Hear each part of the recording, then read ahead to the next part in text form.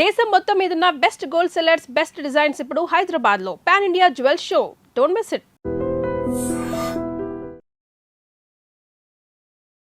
కాదు, ఇన్స్టాలో అందరిని అన్ఫాలో ఎందుకు కొట్టావు? ఎప్పుడన్నా ఇన్స్టాలో మొత్తం అందరిని, మీ ఫ్రెండ్స్ వాళ్ళు వీళ్ళు అని కాకుండా అందరిని అన్ఫాలో ఎందుకు కొట్టేసావు? ఎప్పుడన్నా రీసెంట్గానా? ఏ పిచ్చిలు వేసింది ఒక్కొక్కసారి. అంటే ఒక్కరిని ఇంట్లో కూర్చున్నా అంటే ఏంది నాకు ఎవరు మెసేజ్ చేయట్లేదు ఏంటి, ఫేమ్ అయిపోయింది వదిలేసారు ఏంటి అందరని తెక్కులేసి మొత్తం అందరిని అన్ఫాలో కొట్టేసిన. మొన్న ఆ టాపిక్ కూడా నాకు ఎలా వచ్చిందంటే, ఎవరు ఫోన్ చేసి రాజు ఏంటి అందరిని అన్ఫాలో కొట్టాడు అని అన్నారు. ఎందుకు అన్ఫాలో కొట్టాడంటే ఏమైందో ఏంటో తెలీదు, మీ మధ్య ఏదో డిప్రెషన్లో ఉండి ఏమైంది అందుకే అందరిని అన్ఫాలో కొట్టేశాడని టాక్. అదే అసలు డిప్రెషన్లోకి వెళ్ళాను, అది మాత్రం నిజం. ఎందుకు ఇదే ఏం చేయాలో అర్థం కావట్లే. ఇప్పుడు ఒకటి వచ్చింది అనుకున్నా, దాని మీద గట్టిగా నుంచుంటా. ఇదేంటంటే నాకు ఇటు వెళ్ళాలో అర్థం కావట్లేదు. ఇప్పుడు కొరియోగ్రాఫింగ్ చేయాలంటే కొరియోగ్రాఫర్ కార్డు ఉంటేనే కొరియోగ్రాఫింగ్ చేస్తాను. ఇటేమో సినిమాలు వస్తున్నాయి, సాంగ్లు వస్తున్నాయి. ఇది అంటే ఛాన్స్ వచ్చింది, నేను ఎట్లా వదులుకోవాలో అర్థం కావట్లేదు, వదులుకోలేకపోతున్నా. యాక్టింగ్ అంటే నార్మల్గా యాక్టింగ్ మీద అంత బేస్ కాదు కదా, మన ఓన్లీ డ్యాన్స్ బేస్ మీద కదా. డ్యాన్స్ బేస్ మీద నేను ఇప్పుడు ఏం చేయాలా అని ఒక 24 గంటలు డ్యాన్స్ క్లాస్లో ఉండేవాడిని. ఒకేసారి ఇంట్లో కూర్చుంటే నాకు డిప్రెషన్లో వెళ్ళిపోయినా. డ్యాన్స్ చేయట్లేదు ఏంటని నేను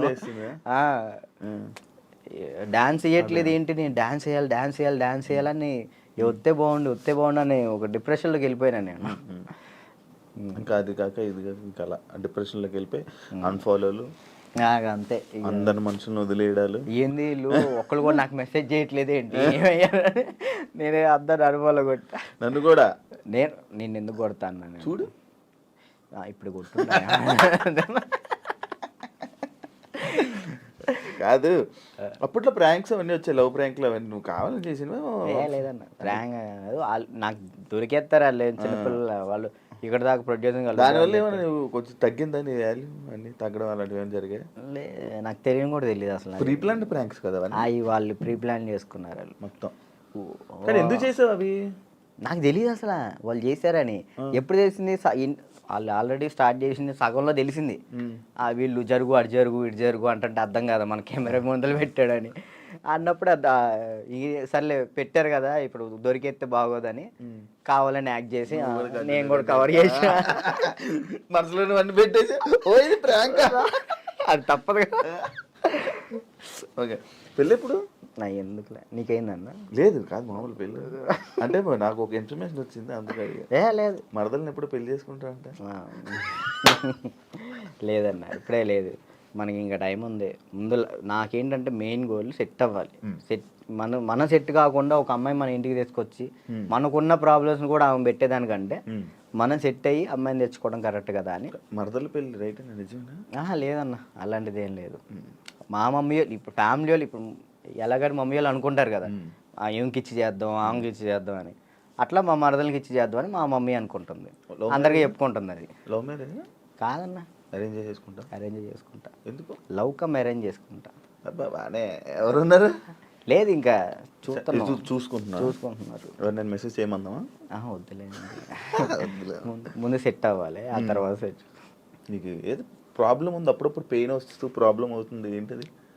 నీకేమని చెప్తారన్న? అది ఎట్లా వచ్చిందని నాకు కూడా తెలియదు అన్న, చిన్నప్పటి నుంచి లేదు అది. లాక్డౌన్లో మనకి సడన్గా పెయిన్ వచ్చింది, కిమ్స్ హాస్పిటల్ తీసుకెళ్ళారు, 3 రోజులు ఉంచారు. 3 రోజులు ఎందుకు ఉంచారో తెలియలే. అప్పుడు చెప్పారనమాట, హార్ట్ బీట్ చాలా స్లో కొట్టుకుంటుంది, ఏమైందో తెలియట్లేదు, చిన్నప్పటి నుంచి వస్తే ప్రాబ్లం లేదు, బట్ ఇప్పుడు వస్తే చిన్నప్పటి నుంచి ఉంటుందంట స్లో బీట్, తక్కువ కొట్టుకునేది అందరికి ఉంటుందంట, కొంతమందికి ఉంటుందంట. అది చిన్నప్పటి నుంచి ఉంటే ప్రాబ్లం లేదు, ఇప్పుడు వస్తే ప్రాబ్లం ఉంటుంది అని చెప్పేసి అన్న. కొన్ని ట్యాబ్లెట్లు ఇచ్చారు, అవి వాడాం, అప్పుడు రాలే. 1 year తర్వాత ఇప్పుడు ప్రెషర్ తీసుకుంటే అప్పుడు పెయిన్ వస్తుంది. రెస్ట్ తీసుకుంటావా? వెళ్ళి సైడ్కి వెళ్ళి రెస్ట్ తీసుకుంటావా? పడిపోతాను అక్కడ, ఆటోమేటిక్గా వాటర్ తాగితే సెట్ అవుతుంది. అప్పుడు కొంచెం వాటర్ తాగితే అప్పుడు సెట్ అవుతున్నా. సడన్గా పెయిన్ రావటం ఇప్పుడే మెంటల్ ప్రెషర్ తీసుకున్నప్పుడే. స్ట్రెస్ ఎక్కువైపోయి స్ట్రెస్ అయినప్పుడు ఇది మనకి షాక్ కుట్టింది కదా, షాక్ కుట్టినట్టు ఇలా అనిపించింది. అలా పడిపోతావు. ఒక హాఫ్ అన్ అవర్ తర్వాత మళ్ళీ సెట్ అయిపోతావు. ఇప్పుడు తగ్గిందా, సెట్ అయిందా? ఇప్పుడైతే మ్యాక్సిమం ఒక నెలలో ఒకసారి వస్తుంది. అప్పుడైతే వారానికి ఒకసారి వచ్చేది. మరి చెప్పలేదు ఎవరికి? ఎవరు నమ్ముతారండి, ఇదే సొల్లు మాటలు చెప్తున్నావు అనుకుంటారు వాళ్ళు. అవి చెప్పుకొని ఏం చేస్తావు అని, అంతే. ఏం లేదు, ఇది మన ప్రాబ్లం కదా ఇది అని. రాజుని కొన్ని విషయాల్లో నెగిటివ్ చేశారు. ఎందుకు ఆ బ్యాడ్ నేమ్ వచ్చింది అమ్మాయిలని ఏదని? ఈ ఎంత బయట వాళ్ళు ఇష్టపడుతుంటే అంత పన్నోళ్ళు ఎక్కువ ఉన్నారు. ఇప్పుడు వాడికి తెలీదో నాకు తెలీదు, కానీ నా గురించి మాత్రం బ్యాడ్ మాట్లాడేస్తాడు. అది విన్నా వినకపోయినా కానీ వాళ్ళెవరి ముందు బ్యాడ్ మాడేస్తారు. వీళ్ళు 10 మంది చెప్తారు, వాళ్ళు పోయి ఇంకో 10 మంది చెప్తారు. అట్లా ఒక్కొక్కళ్ళు. అప్పట్లో D10 టైంలో ఎన్టీఆర్ గారు అవార్డు తీసుకున్నావు కదా, మళ్ళీ ఎప్పుడైనా కలిసావా? మళ్ళీ అంటే ఆయనే గుర్తుపట్టి ఎయిర్పోర్ట్లో ఎన్టీఆర్ సార్ గుర్తుపట్టారు. నేను అసలు పిచ్చోనేనా, ఆయన నన్ను గుర్తుపట్టు ఏంటంటే, ఏదో న్యూ ఇయర్ పార్టీకో ఇటు వెళ్తున్నారు, చాలా మంది వెళ్తున్నారు. రానా గారు, రాజమౌళి గారు, అనుష్క గారు, చాలా మంది వెళ్తున్నారు. అయితే నేను ఇట్లా మిర్రర్ దగ్గర స్పెట్స్, అప్పుడే ఎయిర్పోర్ట్ మనకి ఈవెంట్ ఉంటే నేను ఎయిర్పోర్ట్లో ఉన్నా, స్పెట్స్ చూసుకుంటూ ఉన్నా. గుర్తుపట్టారు, ఆయన రమ్మని అన్నారు. ఆ బాడీ గార్డ్స్ ఉంటారు కదా, వాళ్ళు వచ్చి రారా అన్నారు. అంటే ఎవరన్నా ఏందన్నా, ఆయన ఎంత ఎత్తున్నాడు, ఏదన్నా అంటే ఇట్రా అంటే పక్కకి తీసుకెళ్తే అక్కడ చూడంగానే ఎన్టీఆర్ సార్ ఉన్నారు. నేను అసలు చేదు ఉనికిపోయినాయి ఇక్కడ. అంటే అక్కడంటే డాన్స్ చేసే మూడ్లో ఉన్నాను కదన్నా, అక్కడ ఎన్టీఆర్ సార్ ఉన్నారు, వాళ్ళు ఉన్నారు, వీళ్ళు అసలు ఆ మైండ్లో లేదు.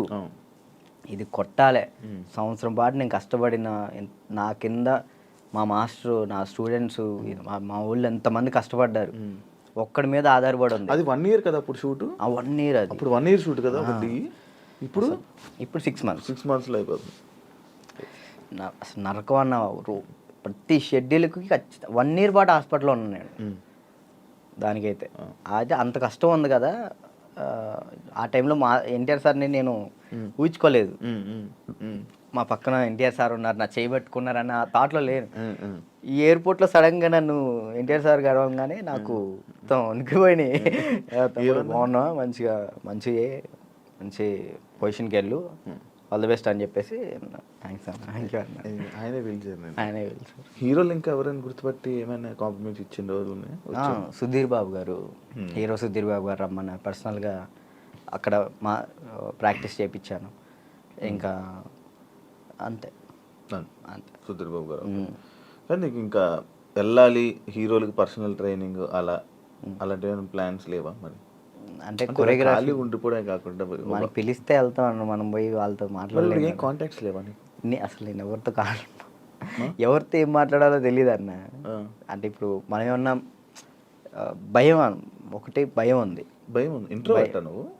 ఏమో తెలీదు, ఇంట్రోవర్ట్ అని నాకు తెలీదు. మరి నాకైతే ఒక భయం ఉంది, ఏమనుకుంటారు ఏంటో, మనం మాట్లాడితే తప్పుగా ఏమైనా అనుకుంటారా, వాళ్ళ పొజిషన్లో ఉన్నారు, మనం కొంచెం వెళ్ళినా అప్పుడు మాట్లాడవచ్చు. ఇప్పుడు మీరున్నారన్న, అన్న ఇది కావాలన్నా అని మిమ్మల్ని అడగగలుగుతా ఏదైనా. కానీ పక్కన వాళ్ళు ఎవరు తెలియకోకుండా నేను అలా మాట్లాడలేను. అంటే ఒక్కరోజు పరిచయం ఉన్నా మాట్లాడగలుగుతా, కానీ ఆ ఒక్కరోజు పరిచయం అవ్వదు.